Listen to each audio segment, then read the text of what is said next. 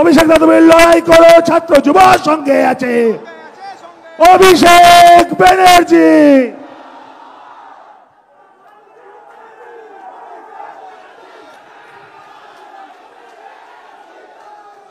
নমস্কার। উপস্থিত সভামঞ্চে সকলকে আমার শ্রদ্ধা কৃতজ্ঞতা প্রণাম জানাই। আজকের সভার সভাপতি বৈশানহর চ্যাটার্জি থেকে শুরু করে তৃণমূল ছাত্র পরিষদের রাজ্যের সভাপতি ভাতৃপ্রতিম তৃণাঙ্কুর সহ ছাত্র পরিষদের ফুল টিমকে, যারা আজকের এই কর্মনাশা, ধর্মনাশা, সর্বনাশা বন্ধকে উপেক্ষা করে যতদূর চোখ যাচ্ছে শিক্ষার প্রগতি, সংঘবদ্ধ জীবন এবং দেশপ্রেম কার্যত জনসমুদ্রে পরিণত করেছে, আমি তাদের সকলকে ধন্যবাদ জানাচ্ছি। গতকাল ভারতীয় জনতা পার্টি 12 ঘন্টার বাংলা বন্ধ ডেকেছিল। আমরা যবে থেকে 2011 সাল থেকে এই রাজ্যে ক্ষমতায় এসেছি, আমরা বারে বারে বলেছি আমরা এই বন্ধের রাজনীতির বিরুদ্ধে, এই কর্মনাশা, সর্বনাশা, ধর্মনাশা বন্ধের বিরুদ্ধে। বাংলাকে যারা অচল করতে চাইছে সেই রাজনীতির বিরুদ্ধে। আমি অনুরোধ করব ভারতীয় জনতা পার্টির বাংলার নেতৃত্বকে যে প্রতি 28শে আগস্ট আপনারা পারলে একটা করে বন্ধ ডাকুন। আপনাদের বন্ধকে কি করে প্রতিহত করতে হয় বাংলার মানুষ জানে। আজকের সমাবেশে যে সংখ্যায় ছাত্র যুবরা, তরুণরা এই সভাস্থলে মেয়র রোডে এসে উপস্থিত হয়েছে, আমি মনে করি বিগত দিনের প্রত্যেকটা 28শে আগস্টের প্রতিষ্ঠা দিবসের কর্মসূচির রেকর্ড আজকের এই সমাবেশ ভেঙে দিয়েছে। এবং যত বাংলার বিরুদ্ধে, তৃণমূলের বিরুদ্ধে কুৎসা হয়েছে, অপপ্রচার হয়েছে, চক্রান্ত হয়েছে, ষড়যন্ত্র হয়েছে, তৃণমূল কংগ্রেস তত শক্তিশালী হয়েছে। আমরা বিশুদ্ধ লোহার মতো সেই লোহাকে যত আঘাত করেছে, যত তাতিয়েছে, যত পুড়িয়েছে, যত প্রহার করেছে, সেই লোহা তত শক্তিশালী হয়েছে। একটা দুর্ভাগ্যজনক ঘটনাকে কেন্দ্র করে যেখানে সারা ভারতবর্ষের মানুষ আজকে বিচার চাইছে, সেই ঘটনাকে কেন্দ্র করে আজকে যারা রাজনীতি করছে, যারা লাশের নোংরা রাজনীতিতে নিজেদের লিপ্ত করেছে, বাংলার মানুষের কাছে তাদের মুখোশ খুলে প্রকৃত চেহারাটা উন্মোচিত হয়েছে। যারা সন্দেশখালি করে মহিলাদের মান, সম্মান, সম্ভ্রম 2000 টাকার বিনিময়ে নিজেদের স্বার্থ চরিতার্থ করতে দিল্লির বুকে বিক্রি করেছে, তাদের নারী সুরক্ষা নিয়ে কথা বলার অধিকার নেই। যাদের আমলে উন্নাও হয়েছে, কাঠুয়া হয়েছে, হাতরাস হয়েছে, বদলপুর হয়েছে, সেই নারী বিরোধী, নারী বিদ্বেষী ভারতীয় জনতা পার্টির কাছে বাংলার মানুষকে রাজনীতি করা শিখতে হবে না। যারা মুখ্যমন্ত্রী মমতা বন্দ্যোপাধ্যায়ের পদত্যাগ দাবি করছে, আমি আপনাদের বলছি গত 10 বছরে একটা তথ্য আপনাদের দিই। গত 10 বছরে সবথেকে বেশি মহিলাদের বিরুদ্ধে ক্রাইম, অর্থাৎ মহিলাদের বিরুদ্ধে অত্যাচার, অন্যায়ের ঘটনা সবথেকে বেশি কোনো রাজ্যে যদি ঘটে থাকে, এনসিআরবির তথ্য অনুযায়ী সে রাজ্যের নাম হচ্ছে উত্তরপ্রদেশ। 2 নম্বর জায়গায় মধ্যপ্রদেশ, 3 নম্বর জায়গায় রাজস্থান 4 নম্বর জায়গায়, মহারাষ্ট্র। মহিলাদের বিরুদ্ধে শ্লীলতাহানি, ধর্ষণ, অন্যায়, অত্যাচারে উত্তরপ্রদেশে গত 10 বছরে 41,733টা ঘটনা ঘটেছে। মধ্যপ্রদেশে 36,144টা ঘটনা ঘটেছে। রাজস্থানে প্রায় 28,000 ঘটনা ঘটেছে। মহারাষ্ট্রে 25,000 ঘটনা ঘটেছে। উত্তরপ্রদেশের মুখ্যমন্ত্রীর নাম কি? যোগী আদিত্যনাথ, ডবল ইঞ্জিন সরকার। মধ্যপ্রদেশের মুখ্যমন্ত্রীর নাম কি? মোহনলাল যাদব, ডবল ইঞ্জিন সরকার। রাজস্থানের মুখ্যমন্ত্রীর নাম কি? ভজনলাল শর্মা, ডবল ইঞ্জিন সরকার। আর মহারাষ্ট্রের মুখ্যমন্ত্রীর নাম কি? একনাথ শিন্দে, ডবল ইঞ্জিন সরকার। ক্যামেরার সামনে অন রেকর্ড বলে যাচ্ছি, পারলে এই 4 জন মুখ্যমন্ত্রীর পদত্যাগ দাবি করবেন, তারপর মমতা বন্দ্যোপাধ্যায়ের দিকে আঙ্গুল তুলবেন। ক্ষমতা আছে, ক্ষমতা আছে। এখানে যারা বোনেরা বসে আছে, আমি তোমাদের জিজ্ঞেস করতে চাই, বলো ভারতবর্ষে ধর্ষণ বিরোধী কঠোর আইন আসা উচিত কি উচিত না? হাত তুলে বলো, উচিত কি উচিত না? ভারতবর্ষে টাইম বাউন্ড, অর্থাৎ 1 থেকে 2 মাসের মধ্যে ট্রায়াল এবং কনভিকশন শেষ করে দোষী সাব্যস্ত করার মতো কঠোর আইন ভারতবর্ষের সংসদে আসা উচিত, হ্যাঁ কি না? হাত তুলে বলুন, জোর গলায় বলুন। বিজেপির নেতাদের বলবো, যারা নবান্ন অভিযান করে মুখ্যমন্ত্রীর পদত্যাগ দাবি করছেন, সাংসদ অভিযান করে ভারতবর্ষে ধর্ষণ বিরোধী আইন আনার জন্য নরেন্দ্র মোদীর কাছে দাবি জানান। ক্ষমতা থাকলে স্বরাষ্ট্রমন্ত্রী অমিত শাহর কাছে দাবি জানান। বিজেপির সভাপতি, যে বিজেপি দেশ শাসন করছে, জেপি নাড্ডার কাছে দাবি জানান। দেখি কত ধানে কত চাল। আমি আপনাদের বলছি, এদের ক্ষমতা নেই ধর্ষণ বিরোধী আইন ভারতবর্ষে আনবে। তার কারণ, যদি ভারতবর্ষে এই কঠোর ধর্ষণ বিরোধী আইন আসে, তাহলে সব থেকে আগে জেলে যারা যাবে তারা হচ্ছে বিজেপির লোকজনেরা। সব চোর, ছেচোর, চিটিংবাজ, মাতাল, পাতাখোর, খুনি, ধর্ষক সব বিজেপিতে। কালকে যারা রাস্তায় নেমেছিল, কোনো ভদ্রলোককে আপনি দেখবেন না। এমন এমন ছাত্র কালকে রাস্তায় নেমেছে, আমরা দেখেছি। কেউ বলছে আমি বিএসসিতে সায়েন্স নিয়ে কমার্স পড়ছি, কেউ বলছে আমার 23 বছর বয়স, আমি 11-এ পড়ি। স্কুলের নাম জিজ্ঞেস করছে, বলছে ভুলে গেছি, জানি না। এই হচ্ছে বিজেপির প্রকৃত চেহারা। 14 তারিখ বাংলার মায়েরা, দিদিরা, বোনেরা মেয়েদের রাত দখলের ডাক দিয়েছিল। আমরা সেই লড়াই আন্দোলনকে সম্মান জানাই। যারা রাস্তায় নেমেছিল বা যারা বাড়িতে বসে প্রতিবাদ করেছিল, তাদের একটাই দাবি ছিল, 1, ধর্ষণ মুক্ত আগামী দিনের ভবিষ্যতের সমাজ গড়ে তোলা, এবং 2, যারা দোষী তাদের কঠোর ব্যবস্থা নিয়ে বিচার ব্যবস্থা যাতে দ্রুত বিচার সম্পূর্ণ করে প্রকৃত দোষীদের শাস্তি দেওয়ার ব্যবস্থা করে। 4 দিন কলকাতা পুলিশের হাতে কেস ছিল, 10, 11, 12, 13। 14 তারিখ মহামান্য কলকাতা হাইকোর্ট সিবিআই এর কাছে কেস ট্রান্সফার করে। আজকে নেই নেই করে 14 দিন অতিক্রান্ত। যারা সন্দীপ ঘোষের অ্যারেস্ট নিয়ে দাবি তুলছিল, কেন 14 দিন এই খুন আর ধর্ষণের মামলায় সন্দীপ ঘোষ অ্যারেস্ট হয়নি? সিবিআই কে জবাব দিতে হবে।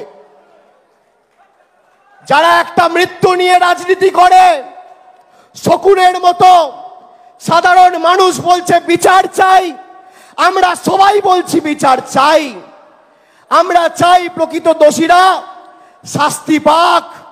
আর বিজেপি বলছে মুখ্যমন্ত্রীর পদত্যাগ চাই। তারা ভাবছে কি তাদের মনের সুপ্ত বাসনা 2021-এ হেরেছে, 16-এ হেরেছে, 18-র পঞ্চায়েতে হেরেছে, 19-এর লোকসভায় হেরেছে, 23-এর পঞ্চায়েতে হেরেছে, 22-এর পুরসভায় হেরেছে, 24-এর লোকসভায় গোহারা হেরে লেজে গোবরে করেছে বাংলার মানুষ। ক্ষোভের বহিঃপ্রকাশ করতে আর বাংলাকে অশান্ত করার জন্য ইট পাটকেল ঢিল ছুড়ে কালকে পুলিশকে আক্রমণ করেছে। পুলিশ যে সংযমের পরিচয় দিয়েছে এটাই প্রমাণ করে যে বাংলা উত্তরপ্রদেশ আর গুজরাট নয়, বাংলা মণিপুর নয়। আজকে বাংলায় যদি কোনো ঘটনা ঘটে মানুষ মাথা উঁচু করে মুষ্টিবদ্ধ হাত তুলে এক বুক আবেগ, এক বুক আশা আকাঙ্ক্ষা প্রতিবাদের অহংকারকে পাথেয় পথ চলার প্রেরণা করে রাজপথে নামতে পারে। মনে আছে সিঙ্গু বর্ডারে কৃষক আন্দোলন যারা করছিল তারা যাতে দিল্লিতে প্রবেশ না করতে পারে 2 ফুটের এত বড় বড় পেরেক রাস্তায় পুঁতে রেখেছিল দিল্লি পুলিশ আর সিআইএসএফ। তারা আজকে ভাষণ দিচ্ছে, আজকে বন্ধ ডেকেছে বিচারের দাবিতে নয়। কালকে বিজেপির কর্মীদের পুলিশের উপর ঢিল পাটকেল ছুড়ে আক্রমণ করে সরকারি সম্পত্তি ভেঙে যারা অ্যারেস্ট হয়েছে সেই দুর্নীতিগ্রস্ত চিটিংবাজ দুর্বৃত্তদের ছাড়ানোর লক্ষ্যে আজকে তারা বন্ধ ডেকেছে। বাংলার মানুষ দেখুক। আর বন্ধের নমুনা কি? আমি সংবাদ মাধ্যমের বন্ধুরা আছে, আমি সংবাদ মাধ্যমের বন্ধুদের বলবো আজকে স্টেজের ছবিটা দেখাবেন না, একদিকে কলম করুন বিজেপির ডাকা 12 ঘন্টার বাংলা বন্ধ, আর একদিকে এই ছবিটা দেখান, মানুষ দেখুক কত ধানে কত চাল। কারা আমাদের শেখাবে নারী সুরক্ষার কথা? আমাদের বিজেপির কাছে শিখতে হবে। যে বিজেপির সরকার মণিপুরে 2 জনজাতি মূলবাসী মহিলাকে বিভক্ত করে রাস্তায় হাঁটিয়েছিল, সেই মণিপুরের মুখ্যমন্ত্রী এখনো পদত্যাগ করেনি। শুভেন্দু অধিকারী, দিলীপ ঘোষ আর সুকান্ত মজুমদারকে বলবো যদি বিবেক থাকে আর বুকের পাটা থাকে বীরেন সিং এর পদত্যাগ দাবি করুন, যোগী আদিত্যনাথের পদত্যাগ দাবি করুন। লজ্জা লাগে না? যাদের আমলে হাতরাস হয়েছে, যাদের আমলে উন্নাও হয়েছে, যাদের আমলে কাটুয়া হয়েছে, বদলপুর হয়েছে, আমি আপনাদের একটা কথা দিয়ে যাচ্ছি আজকে, এই আন্দোলন আমরা দিল্লি অবধি নিয়ে যাব। আমি কথা দিয়ে কথা রাখার ছেলে। শুরু তুমি করেছো, শেষ আমরা করব। 100 দিনের আন্দোলন। আমরা যখন গরিব মানুষের টাকা চাইতে, গরিব মানুষের প্রাপ্য টাকা বাংলায় হেরে গিয়ে জোর জবরদস্তি এই বাংলা বিরোধী বিজেপি আটকে রেখেছিল, আমরা দিল্লিতে আন্দোলনের ডাক দিয়ে এখান থেকে ট্রেনের ব্যবস্থা করে 3টে ট্রেন বুক করেছিলাম। রেল দপ্তর আমাদের থেকে টাকা নিয়েছিল। টাকা নেওয়ার পরেও শেষ মুহূর্তে সেই ট্রেন ক্যান্সেল করে।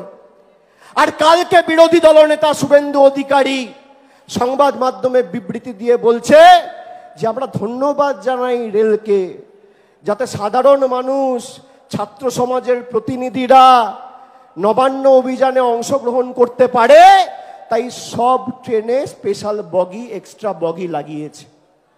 বলুন বিজেপি বাংলা বিরোধী নয়? বলুন বিজেপি জমিদার নয়? সাধারণ মানুষের আন্দোলনের স্বার্থে যখন তৃণমূল কংগ্রেস দিল্লি দখলের ডাক দিয়ে মানুষের প্রাপ্য অর্থ দিল্লি থেকে ছিনিয়ে আনার আন্দোলনের ডাক দেয়, তখন গরিব মানুষ যাতে দিল্লি যেতে না পারে সেজন্য ট্রেন ক্যান্সেল হয়। আর বাংলাকে অশান্ত করার জন্য সেই মোদি আর বিজেপি সরকারের নেতৃত্বাধীন ঐশনী বৈষবের রেল মন্ত্রক এক্সট্রা বগি লাগিয়ে সরকারি সম্পত্তি যারা ভাঙচুর করে তার ব্যবস্থা করে। জবাব দেবো কি দেবো না আমরা? আমি আপনাদের বলছি, তারা বলছে দাবি এক, দফা এক, মুখ্যমন্ত্রীর পদত্যাগ। তারা বলছে দাবি এক, দফা এক, মুখ্যমন্ত্রীর পদত্যাগ। আমি বলি দাবি এক, দফা এক, ধর্ষণ বিরোধী আইন। আগামী দিন তৃণমূল কংগ্রেস দিল্লির সরকার এবং কেন্দ্রের সরকারকে আগামী দিন যাতে এই সরকার ধর্ষণ বিরোধী আইন আনে। আপনি বলুন আমাকে, রাতারাতি এই সরকার নোটবন্দি করতে পারে, তাহলে ধর্ষণ বিরোধী আইন আসে না কেন? রাতারাতি এই সরকার লকডাউন করতে পারে, তাহলে ধর্ষণ বিরোধী আইন আসে না কেন? রাতারাতি এই সরকার অর্ডিন্যান্স এনে দিল্লির নির্বাচিত সরকারের ক্ষমতা কুক্ষিগত করে নিজের কাছে রেখে দিতে পারে, তাহলে ধর্ষণ বিরোধী আইন আসে না কেন? আমরা চাই যারা এই নারকীয় বর্বর ঘটনার সাথে যুক্ত তাদের সমাজে থাকার অধিকার নেই। 9 তারিখ ঘটনা ঘটেছে, 10 তারিখ রাজ্যের মুখ্যমন্ত্রী বিবৃতি দিয়ে বলেছে যে এই কেস যদি চায় সিবিআই নিতে পারে, আমরা চাই বিচার হোক, সুবিচার হোক। আজকে 14 দিন সিবিআই তদন্ত করছে। সারদার তদন্তে 10 বছর হয়েছে, এখনো ফাইনাল চার্জশিট জমা পড়েনি। ট্রায়াল তো ভুলে যান। যত তদন্ত হচ্ছে, রবীন্দ্রনাথ ঠাকুরের নোবেল পুরস্কার থেকে শুরু করে, জ্ঞানেশ্বরী এক্সপ্রেস থেকে শুরু করে যত তদন্ত, একটারও কোনো সুরাহা হয়নি। 2 বছর ধরে আজকে শিক্ষামন্ত্রী জেলে, তথাকথিত আগের যে শিক্ষামন্ত্রী ছিল আমাদের দলের প্রাক্তন মহাসচিব পার্থ চ্যাটার্জি জেলে। কি বিচার হয়েছে? যারা রাস্তায় বসে মেধাযুক্তরা আন্দোলন করেছে, লড়াই করেছে, বিচার ব্যবস্থার একাংশকে কাজে লাগিয়ে বিজেপি খালি তৃণমূল কংগ্রেসকে দুর্বল এবং ভারতবর্ষের বুকে বাংলাকে কলুষিত এবং কালিমা লিপ্ত করার জন্য ইডি সিবিআই কে ব্যবহার করেছে। আজকে বিচার হয়নি। আমি আপনাদের বলছি বিচার তবেই হবে যদি আইন আসে। আরেকবার আপনারা জোর গলায় বলুন, পিছনে যারা আছে মাইকের আওয়াজ যত দূর যাচ্ছে, আমরা চাই যারা এই ঘটনার সাথে যুক্ত, সে যে কোনো রাজনৈতিক দল হোক, কঠোর থেকে কঠোরতম শাস্তি হোক। কিন্তু তার সাথে এই ঘটনার যাতে ভূভারতে কোনোদিন পুনরাবৃত্তি না হয়, আজকে আমাদের যেটা দরকার সেটা হচ্ছে ধর্ষণ বিরোধী টাইম বাউন্ড আইন। এই আইন যদি আগামী 3-4 মাসের মধ্যে ভারতবর্ষের কেন্দ্রের সরকার প্রণয়ন না করে, তাহলে দিল্লিতে বৃহত্তর আন্দোলন তৃণমূল কংগ্রেস গড়বে, বৃহত্তর আন্দোলন গড়বে। আর মানুষ যদি রাস্তায় নামে, কেউ আটকাতে পারবে না। মানুষ রাস্তায় নেমেছিল, 100 দিনের টাকা আপনারা পেয়েছেন, কেন্দ্রের সরকার দেয়নি, আমাদের মামাটি মানুষের সরকার, আমাদের জনদরদি মুখ্যমন্ত্রী দিয়েছে। মানুষ রাস্তায় নেমেছিল, নবজোয়ারের মাধ্যমে আমরা পঞ্চায়েতগুলো নতুন করে গঠন করে যোগ্যদের সুযোগ দিয়েছি কাজ করার। মানুষ রাস্তায় নেমেছিল, আবাসের টাকা কেন্দ্র সরকার বন্ধ করে রেখেছে, আমাদের সরকার কথা দিয়েছে, মুখ্যমন্ত্রী কথা দিয়েছে 31শে ডিসেম্বরের মধ্যে যাদের আবাস প্লাসের প্রথম তালিকায় নাম ছিল, কিস্তির প্রথম টাকাটা 31শে ডিসেম্বর 2024-এর আগে চলে যাবে, কেন্দ্র সরকার দিক আর না দিক। এটাই পার্থক্য। এখানে অনেক বর্ষিয়ান সাংসদেরা আছে। আমি আপনাদের বলছি, আমরা কেন্দ্রকে দলগতভাবে চিঠি লিখব। আমাদের রাজ্যের মুখ্যমন্ত্রী ইতিমধ্যেই চিঠি লিখেছে। আমরা দলগতভাবে চিঠি লিখব। আমরা সবাইকে অনুরোধ করছি, দলমত নির্বিশেষে, আপনি সিপিএম হোক, তৃণমূল হন, কংগ্রেস হন, বিজেপি হন, রাজনীতির সাথে যুক্ত থাকুন না থাকুন, সমাজে যদি পরিবর্তন আনতে হয় এবং এই নৃশংস ঘটনার যাতে পুনরাবৃত্তি না হয় আমাদের সুনিশ্চিত করতে হয়, আমাদের চাই ধর্ষণ বিরোধী কঠোর আইন। এবং কেন্দ্রের সরকার যদি এই আইন না আনে, তাহলে প্রাইভেট মেম্বার বিলের মাধ্যমে আমি এই আইন মুভ করব। দিল্লির সাংসদ, প্রত্যেকটা সাংসদের অধিকার আছে প্রাইভেট মেম্বার বিল মুভ করে সেটা আইন হিসেবে আইনসভায় পাস করিয়ে, বিল হিসেবে আইনসভায় পাস করিয়ে আইন তৈরি করা। বাংলার মানুষ আমাদের এই অধিকার দিয়েছে, আমরা আগামী দিন করব। আর একটা ছোট কথা বলে শেষ করব। মুখ্যমন্ত্রী, আমাদের দলের সভানেত্রী, তিনি সভামঞ্চে এসে উপস্থিত হয়েছেন। আমি বক্তব্য দীর্ঘায়িত করব না। আমি অনুরোধ করব খালি যে আগামী দিন ছাত্র সংসদ নির্বাচনগুলো যখনই হবে, তখন 55% আসনে যাতে মেয়েরা অর্থাৎ বোনেরা লড়াই করার সুযোগ পায়, সেটা আমরা সুনিশ্চিত করব। 55%, 50% নয়। What Bengal things today, India things tomorrow.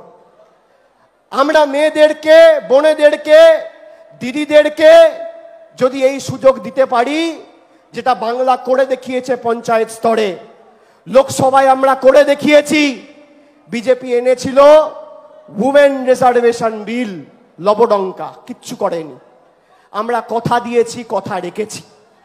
29 জন সাংসদের মধ্যে 12 জন সাংসদ তৃণমূল কংগ্রেসের মহিলা প্রতিনিধি রয়েছে। পঞ্চায়েত স্তরে 50% সংরক্ষণ করে আমরা দেখিয়েছি। আর ছাত্র সংসদ নির্বাচনে 45-50 নয়, 55% করার জন্য আমি অনুরোধ জানাচ্ছি এবং ভাই তৃণাঙ্কুরকেও বলবো যাতে আগামী দিন 55% কলেজ নির্বাচনগুলোতে মেয়েরা, বোনেরা প্রতিনিধিত্ব করতে পারে, তার সুযোগ তৃণমূল ছাত্র পরিষদকে করে দিতে হবে। আমি এটুকু বলে সবাইকে আরেকবার ধন্যবাদ জানিয়ে, কৃতজ্ঞতা জানিয়ে, প্রণাম জানিয়ে, শ্রদ্ধা জানিয়ে, সমবয়সীদের ভালোবাসা, শুভেচ্ছা জানিয়ে আমার বক্তব্য শেষ করছি। জয় হিন্দ, বন্দে মাতরম, জয় বাংলা। ধন্যবাদ।